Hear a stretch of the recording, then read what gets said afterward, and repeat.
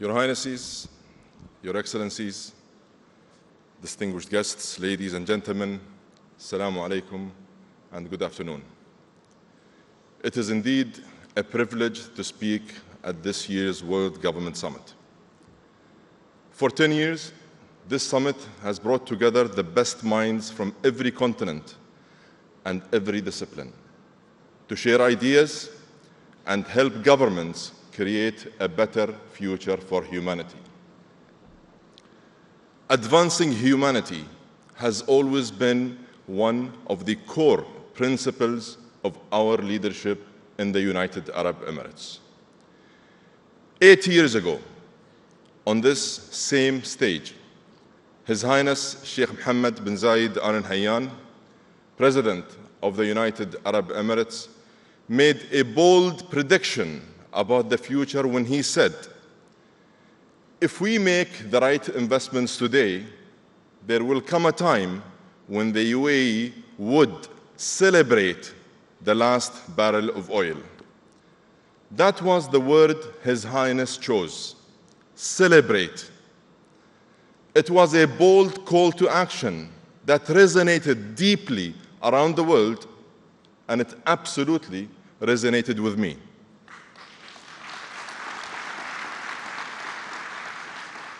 The UAE has always made progress by getting ahead of the future. And the advances we have made in 50 years have been anchored by the principle and practice of true, genuine partnership. We have been blessed with a leadership that invested the wealth of the nation in the health of the nation, balanced economic growth with environmental responsibility, and put climate action at the heart of our development agenda. We are proud to be the host country of the International Renewable Energy Agency.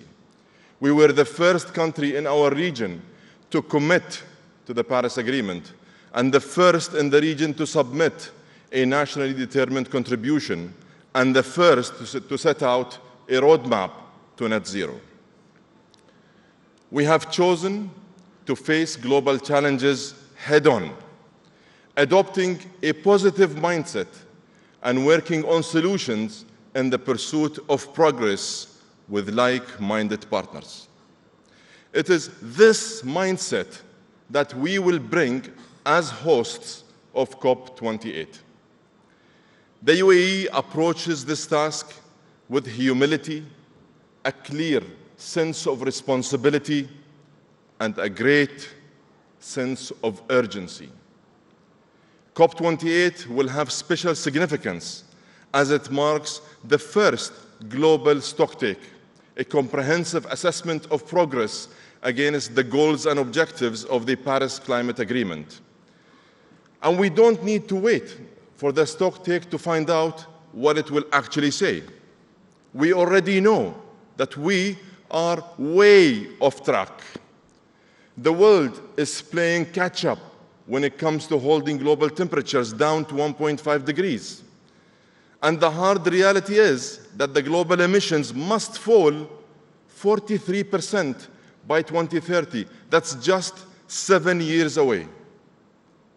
Ladies and gentlemen, we need a major course correction.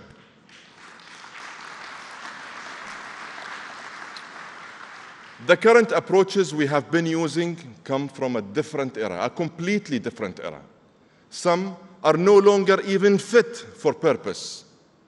And we need to accelerate action at a time of continued economic uncertainty, geopolitical tensions, and pressure on energy security.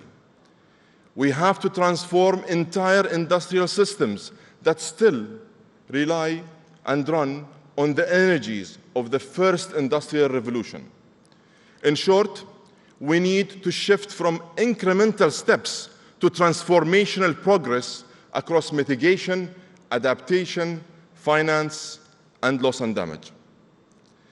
On mitigation, we need to triple renewable energy capacity, double hydrogen production, expand nuclear power, improve battery storage, and if we're serious about capturing emissions, we must scale up and commercialize carbon capture technologies.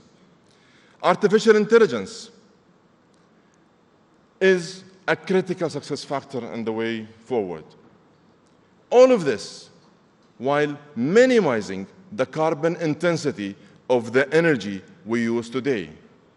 We also need to transform our food and agriculture systems that account for 1/3 of global emissions.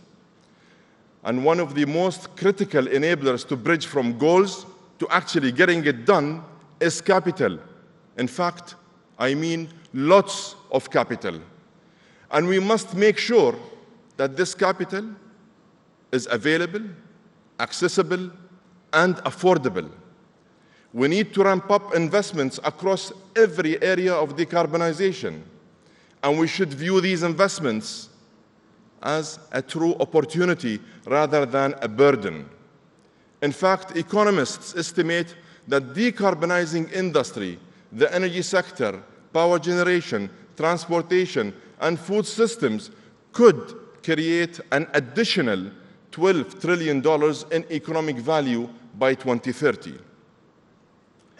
Capital is also key to adaptation, where we need to double annual funds to protect the most vulnerable communities, invest in nature-based solutions, preserve our rainforests, and protect biodiversity.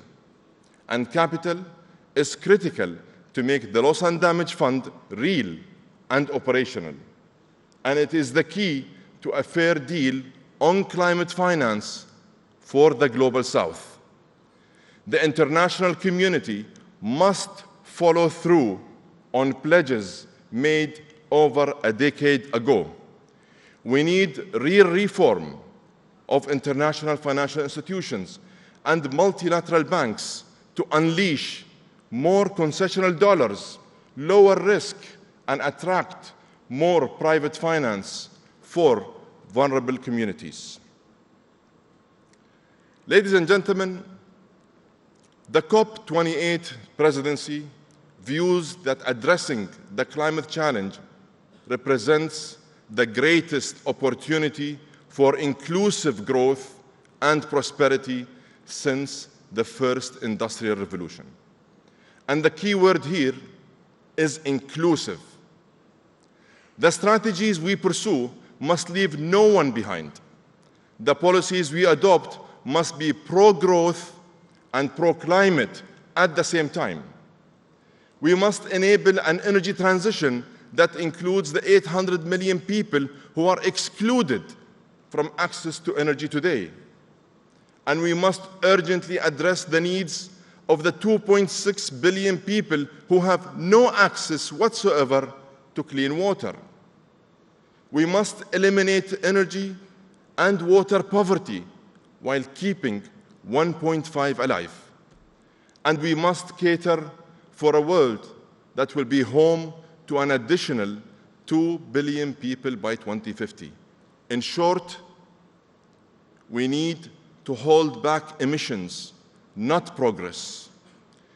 As COP28 President, I will lay out a roadmap for COP28 that is inclusive, and I mean inclusive, results-oriented, and I promise, very far from being business as usual.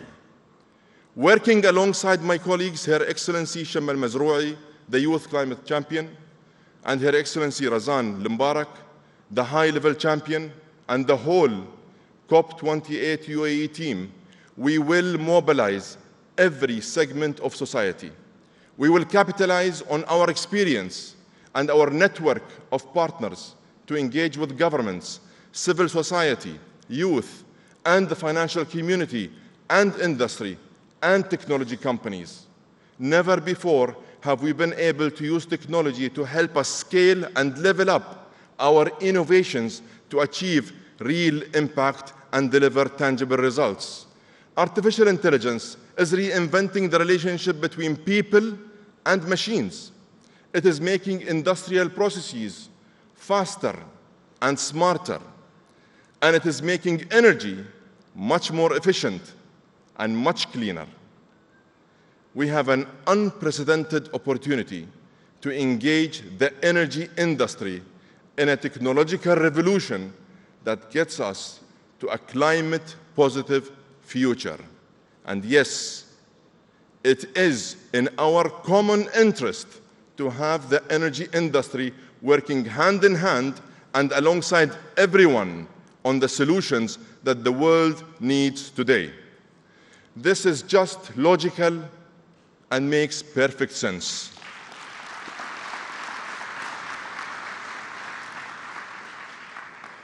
Ladies and gentlemen, the COP28 presidency team is listening to everyone and is engaging with everyone. Developed countries and the global south, the business community and civil society, academics and engineers, women and youth. And it is only through this inclusive, open, constructive, and positive engagement that we will be able to achieve the breakthroughs we collectively need. We all remember COP21 in Paris for United Governments in Agreement.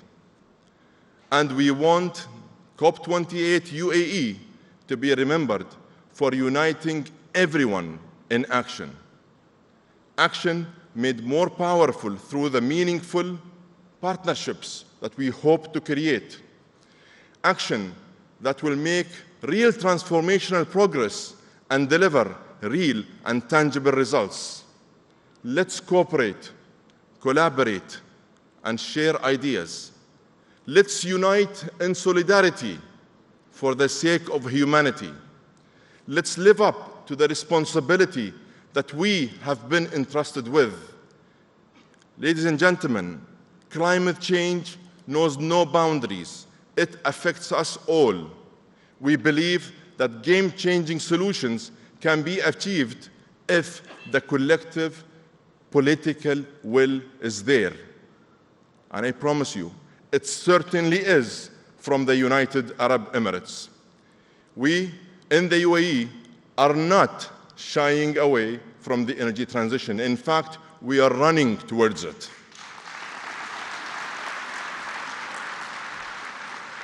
There are moments in history when humanity comes together to fight a common threat.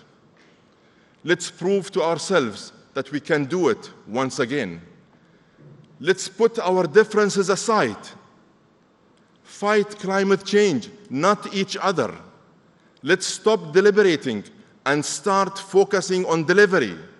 And let's make COP28 a COP of unity, a COP of action, a COP for all, a COP that will shape a better future. Thank you very much.